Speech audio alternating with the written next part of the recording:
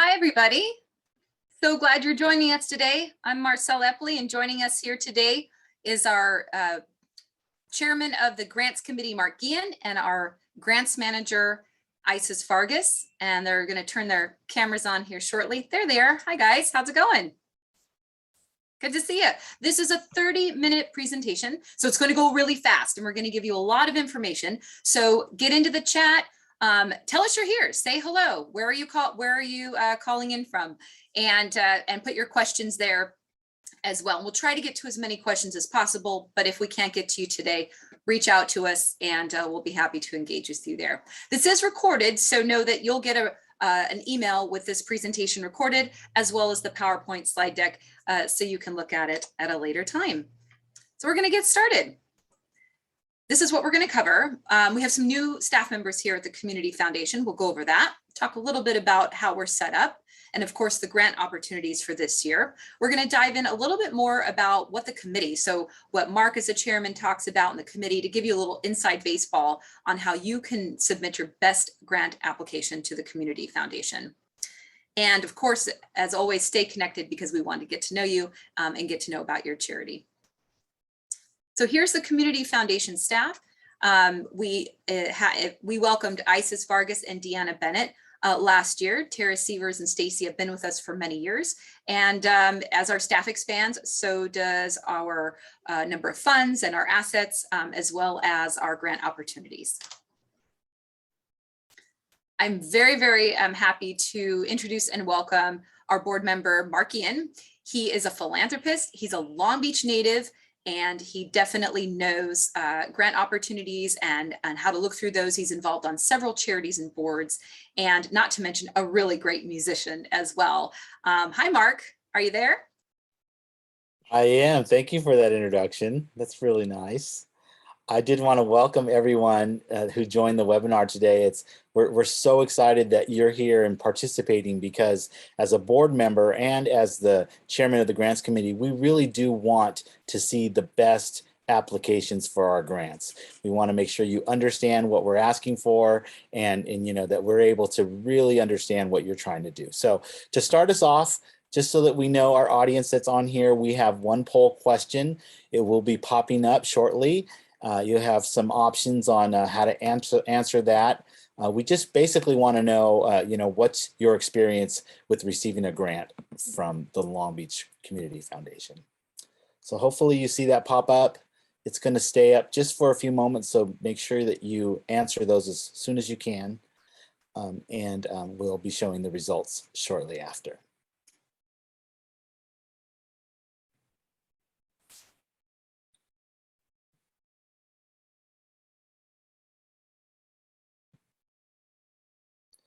So there we see it. So it seems like the majority, 50%, have received a funding in the past, which is fantastic. But for those of the rest of you, I'm really glad we'll be going through this, because it'll help you understand how to place a very successful application with us. Thanks, Mark. So a little bit about the Community Foundation. Of course, we're here to initiate positive change for Long Beach specifically, and we do that through charitable giving, stewardship, which is really fostering that philanthropy in our community, and strategic grant making. And that's really what today's webinar is about. We've been around for now over 25 years, and we are one of over 850 community foundations in the United States. And here we have how grants are decided. So I really want to emphasize the fact that although we distributed over $5.5 million last year, a small portion of that was funds that our board designates, or board decided funds, just over $100,000. And we have a lot of different funds at the Community Foundation. We're often asked, well, what type of funds can I apply for? Most of our funds are donor advised funds, but the ones we're talking about today that our board will decide on, that you will have the opportunity to apply for, are this about $110,000. So here is the process that we'll use to fund the applications. one thing new this year is we implemented subcommittees because we do receive a lot of applications for a relatively small amount of funds. And we want to make sure that we have the care and time taken with these applications. So we implemented a subcommittee review. So more people are involved with review of your applications. And then they go to as a round 2 review from the grants committee of the board. And then they're eventually taken to the full board for final approval.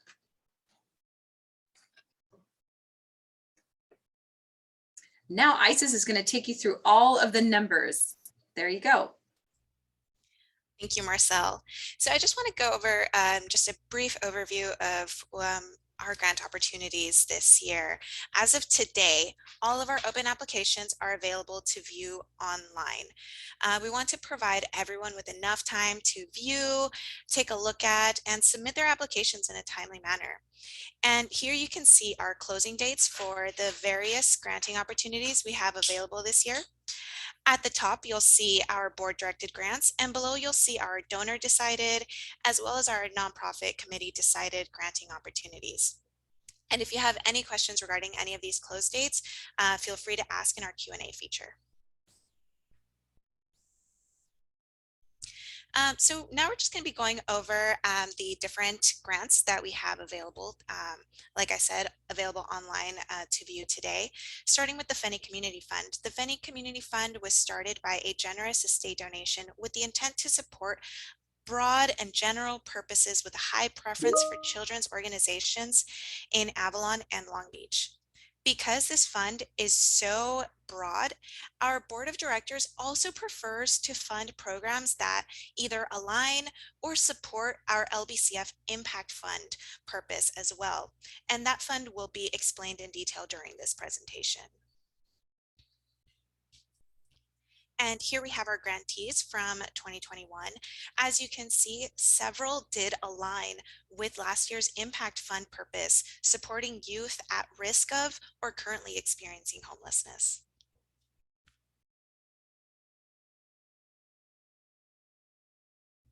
Next, we're going to be going over the Airport Noise Ordinance Neighborhood Impact Fund. This fund was created with fines paid by airlines who have violated noise restrictions at the Long Beach Airport. These funds are used to support programs that benefit residents within the flight path.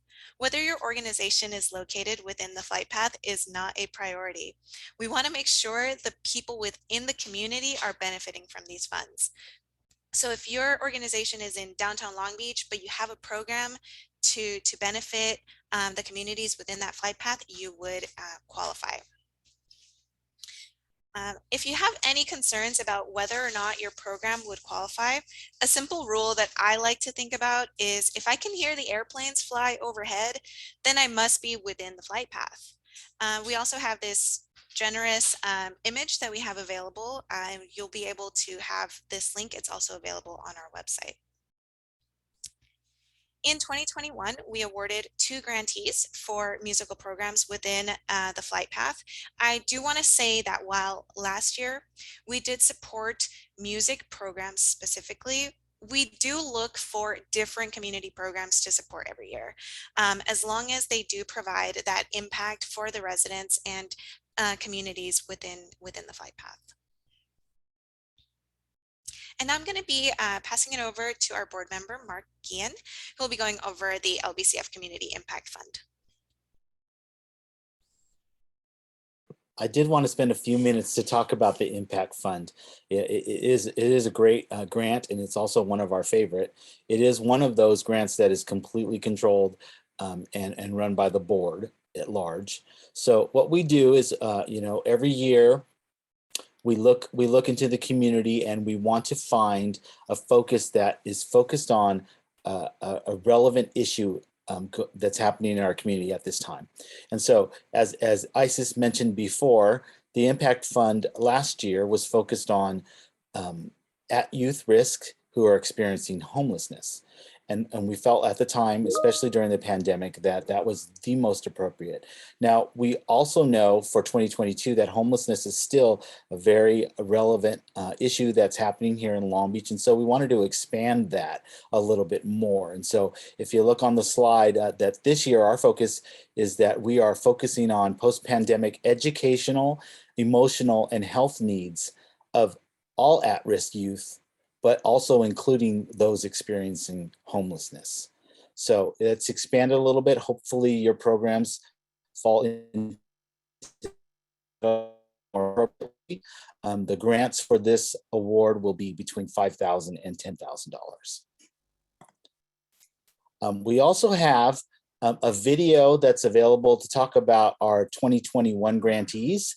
We won't be going over that now just for time's sake, but I do invite you, when you receive this deck in email, that you do go to it and watch it. I think it's going to be very, very helpful for all of you.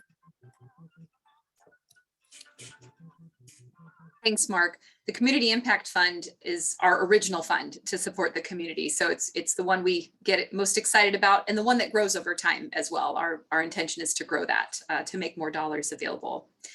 And speaking of more dollars available, I want to give a little bit of an update of how our grant processes are going in terms of how much is available to go out to everybody. There just isn't enough to go around. So we are asking that if you received a grant from us last year from any of these three funds, the Finney Community Fund, the Airport Noise Fund, or the Community Impact Fund, that you take a year off, give others the opportunity to apply and become eligible the following year. So those three organizations that you saw earlier, they'll sit one out. And that's so that we can change it up and make sure that we're getting to a variety of charities each year and really spread the funds as evenly as possible. Here's another one of our favorites, National Philanthropy Day. So the National Philanthropy Day grant is an initiative that was started by our own board of directors. And this is to support a public-facing beautification project in honor of National Philanthropy Day, which is in November. We love to support a variety of projects, and we especially want to bring light to public spaces that are visible to the community. Whether this is a public garden space or maybe a brand new paint job to the front of the building. This is going to be a one-day event where we'll take community volunteers, and both Long Beach Community Foundation and the Grantees Board of Directors can get involved. We really want to bring people together. A couple of our past grantees, as you can see here, we did support the Long Beach Rescue Mission's Healing Garden, as well as Mental Health America Building Beautification Project. And you can clearly see here just the impact of a relatively simple job can make and how impactful it is. I just want to highlight this one because I have to say our board member, Mark Guillen, was there from the very beginning of this project to the very, very end with his wife, Claire. And so not only is he a great board member, but he literally rolls up his sleeves and shows up. So we appreciate that. But this one is near and dear to our heart too, because it was that one day real pop of color that really impacted the people that are using these services. It used to look like a place that once you went in, you didn't come out. But as you can see with the beautification of color and the sign, what we were told by Mental Health of America of Los Angeles is that the folks that they're helping there really felt like the inside now reflected the outside and vice versa, because the inside is beautiful. So we're excited to see what ideas you might have this year. Thanks, Marcel. That was lovely. So next we're going to be talking about the Katy Stone Memorial Fund. This fund is a donor advised fund that was created in honor of the late Katy Stone, a longtime Long Beach resident and superintendent of the recreation services and aquatics.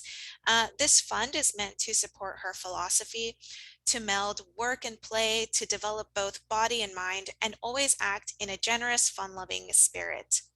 We want to support programs that support programs of all ages, but we do prioritize youth in Long Beach. Like I mentioned, these applications are reviewed by the donors' advisors to the fund, and recommendations are made to us, the foundation.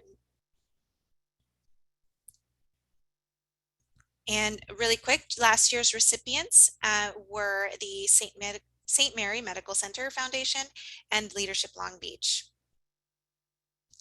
And then from here, I'm just going to pass it over to Marcel, who'll be going over the Knight Foundation Fund. Thanks, Isis. I'm going to go into the Knight Fund, but I do want to address one of the questions that I think we should pause on. And it's from somebody here. Do you encourage nonprofits to co-apply for a joint program? The answer is absolutely yes. We love to see nonprofits join in projects, especially to provide or enhance the services that might be already happening. Some charities work with other charities already jointly, but if this is especially a newer joint project or a new collaboration, for example, really highlight that in your application, because we do like to see nonprofits join up to provide, again, an enhancement in service or serve more people or something along those lines. Great question. The Knight Foundation Fund is a donor advised fund, and it is by invitation only because it is so specific that we end up rejecting a lot of applications because it just doesn't meet the mark. But I wanted to take this time with all of you here to talk about it, because there will be a small number where you are going to be really resonating with this. For those that you don't know, the Knight Foundation, we are considered a Knight City, Long Beach, where the Knight Ridder newspaper used to exist. And their flag they fly is to make sure that a community is thriving. And what constitutes building a great community? And these three things that you see here are what the Knight Foundation defines as a great city. You have people that are at school here, they're receiving maybe scholarships, support, mentorships, all sorts of things, and we're building that talent. We want to harness that talent and keep it in Long Beach, and we don't want to help people and have them all leave Long Beach. So that's kind of the explanation of that. Civic engagement, we want people to work closely with their government, attend city council meetings, vote, and be involved with decisions that get made in a community. So maybe your project touches on that. And economic opportunity is really at the heart of this. If people are moving forward in their lives, they are going to be achieving economic opportunity. During the coronavirus, they did add one more recovery efforts, specifically around DEI, supporting maybe BIPOC communities, BIPOC businesses, and the digital engagement piece is important as well. There's a lot in there that I just said. So if your organization or your program is touching on any of those, just give us a call, set up a meeting. We want to hear more about it, and we would love to see if this is something that might be acceptable to the donor. Again, this is a donor advised fund. So our job is to find the best applicants, and then they ultimately decide.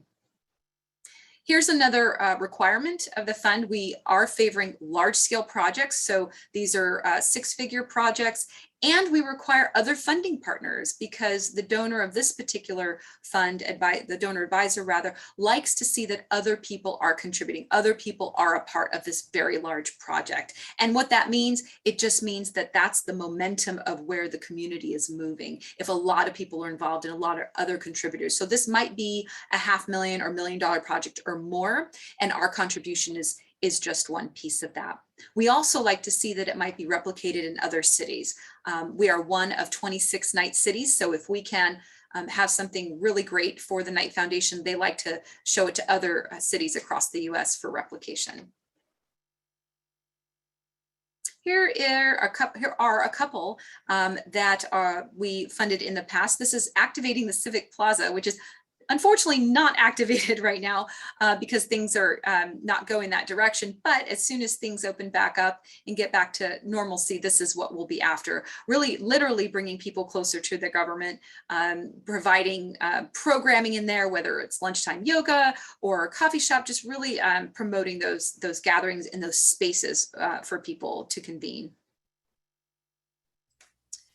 Another fund we have is the Long Beach Navy Fund. Isis? Really quick, Marcel, there was a question in the chat about the Knight Fund. How do we get considered for invitation? That's a great question. So if everything that I just said hits the mark for a project that you're dreaming about or thinking about, or something that you might have hidden away and already have some movement on it, I would say reach out to myself and we'll talk about it. I think the best way is probably to email me the concept for your idea, and then we'll schedule a meeting to elaborate on it if it's something that we would want to take a look at. So great question. Thank you.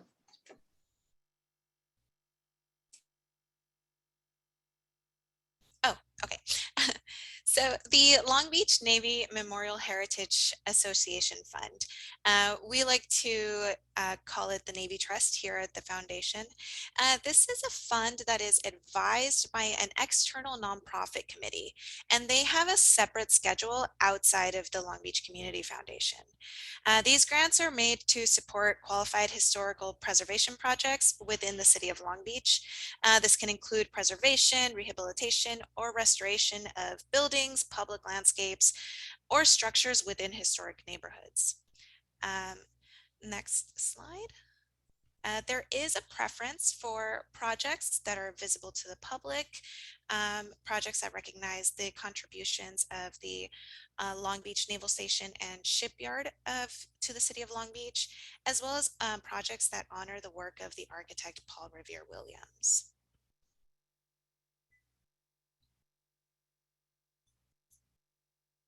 Wonderful. So we really do want to have a bit of an interaction at the end of this webinar. So, time is moving quickly, so I'll just go over this. But I do encourage you in the chat to answer this question. What is your biggest challenge in submitting grant applications?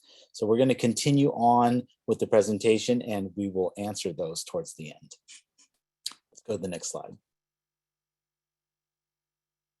So, as the chairman of the grants committee, I want to assure you that we do go through every single application. And in addition to that, we do have a very robust conversation to really find the most appropriate grantee for these funds. So in your application, there will be a number of questions, and those questions are very relevant to our discussion. First of all, of course, we want to make sure that your program or your project aligns with the grant criteria. So we follow that very, very closely. But secondly, we also want to be able to use our grants to impact the most people as possible. One other question that we want answered is we want to know just how sustainable your program or your project is. So we don't want to be the sole provider for this program, and then once our grant is exhausted, then you can't continue on. And so it's really important for us to know that you can sustain those efforts. And as a result of that, we also take a look at your overall budget as it relates to the project budget to make sure that that's appropriate. And we had mentioned this before, always we look towards if somebody is partnering with another organization, just because, we're a collaborative community of nonprofits. We love to see you guys working together. Let's go to the next slide. So these are some tips that we have as a committee that we always love to see. I think initially the assumption is that we already know about your organization. Now we receive literally hundreds of applications, and we can't possibly know all of them. So we really encourage you to really tell a story and paint a picture in your application. We want to know about your passions. We want to know why you do it. We want to hear about success stories of what you've done through those programs in the past. We want to make sure that all our questions are completely answered, and that if we have further questions, that we have a place to go look for them. So make sure that your website and your social media are all up to date, because we really want to see that online presence. And then last thing, I know Marcel mentioned it before, but we would love to award a grant to everyone who's doing great work. But the reality is that we can't. And so we just ask that you understand that if your grant is not chosen, we just encourage you to continue to apply for future grants, because at some point, especially since we're making modifications to our requirements, that at some point you will be appropriate, and we hope to grant you in the future. That's right, Mark. It's very exciting. Just in a couple other tips, I really want to encourage everybody to get to know us, the foundation, and let us get to know you. Um, Feel free to invite us for a site tour. I know that myself, and several of our board members would love to be invited to a couple site tours wherever possible, of course, within reason, especially given our economic and social situation going on right now. Or if that's a bit too much, connect with us for a quick intro call over the phone or via Zoom. And also connect with us on social media. We have Facebook, Instagram, as well as Twitter. So we're going to be going over our grant application portal. And this is our second year using our online grants portal. To find the grants portal, simply go to our website, longbeachcf.org, and click the For Nonprofits tab and go to Grants. There you'll find the link to our online grants portal. If this is your first time applying with us, you can create an account and log in. Otherwise, you can go ahead and log in using your credentials. And then you'll be sent to the homepage where you can click apply. And from here, you'll be able to see all of the open applications where you'll be able to view, start, and later submit your grant applications. And once again, if you have any questions regarding this process, feel free to reach out and be prior to our close date, and we'll be happy to help. This is the same exact system that the Munzer Foundation is using, the Josephine Gumbiner and Miller. So for those of you who have applied there before, it's the same process. Different obviously systems, separate organizations, but you'll find comfort maybe in that you don't have to learn something new. And so a lot of what we do is to try to make things a bit easier for everybody to apply. And I want to touch on something. We're going to go into Q&A, and I see that there's already one in there. But I want to say if you aren't funded and you reach out to us, we may tell you that this other fund is more appropriate for you, or your program doesn't align as much with the grant focus. So we'll be very honest with you, because we don't want to take up your time as well if these grants aren't right for you. So where the intention is to try to get the money out to as many people as possible, sometimes it's not the best fit, and we'll be honest about that. But we can also maybe guide you to other foundations that might have funds that would better fit your program. One of the questions in the chat was about public media. Do we fund public media? And the short answer is not really. It's not the focus of any of our grants, but we have funded public media in the past when it was something that was new and different or added to. And I'm not going to say it's like the Long Beach radio station, KLPB, I think the Long Beach public radio station. When that was new in Long Beach, we funded it along with other funders. With the Knight Fund, because they are based in journalism, and it was going to qualify in that respect. So I guess the short answer for the person who asked that would be to just reach out to us, maybe explain a little bit more about what it is. If it's engaging with youth, which I saw there, maybe the Katy Stone, but we can talk about it. Oh, KLBP, there you are. Thanks, Isaac. I'm glad I got it right. You guys are doing great work. So the portal address again is longbeachcf, like communityfoundation.org. And you would click on the portion that is for grant applicants. And I can probably just go up there and show you one more time here, because I have the remote. So for nonprofits, grants portal, that's your path right there. So let's see. There's a question on here that I wanted to answer. So one of the questions is that they are facing big challenges, technical troubles, looming deadlines, and not enough space for more characters. So I agree with you. The grant can be cumbersome. We agree, but what the only advice we could give you is to give yourselves plenty of time. You can spend lots of time writing what you want to say, and then spending more time paring it down, so that we get the exact points. Again, we're reading many applications. So the ones that are, straight and forward usually, are well received. But then, even though I said that, I do want to tell you that there have been occasions in the past where a grantee puts an application, we're very interested in it, we felt like there may be more information we want to learn, and so the staff will sometimes reach out to you and ask for some clarification on some things. So don't think that we're going to miss too much. Like, we will ask questions if we feel like your application is most appropriate. Well, the nice thing, Mark, too, that you and the committee did this year is we're opening up everything today. Today, after this webinar, you can go on our website and start to take a look at the different grants and start your application. You can start it, leave it pending for a little while, return to it. And the first deadline isn't until June. So you've got quite a bit of time. But in the past, we would start them at one point and then end them about a month later. Well, we're doing it differently now. We're giving you a 6 to 9 month window, which means that you have to wait for funding longer, but you have more time to apply. And we fund generally towards the end of the year anyway. So hopefully that will help. Okay, well, I don't see any new questions in the chat, and it is 12:30. So we're going to go ahead and wrap up the webinar. Wanted to leave our information up here and encourage you to take our survey. You're going to get it right after this. It's super easy, won't take too much time, but it helps us improve what we're doing. And if you have any follow-up questions, Isis is your main contact at the Community Foundation. She is our grants manager, handles the processes, and we'll be delighted to hear from you.